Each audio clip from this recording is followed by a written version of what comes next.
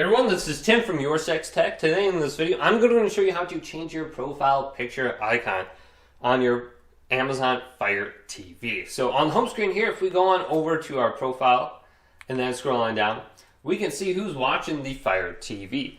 Now to simply change the icon, just go down to the crayon setting right here and select it. So I currently have a Ninja. I can rename the profile right here if I want to change it from Daddy. Now I can go to profile icon and select this. So I like the Ninja before. Let's find something else under this list and then change it over. So let's go over to the person that's playing basketball, and then we can save it and then back out, and my profile icon has now changed. So it's very easy to do this. If you want to go ahead and change around, if this video did indeed help you out, leave a big thumbs up and subscribe to my channel down below for more tech videos coming up next on YourSixTech.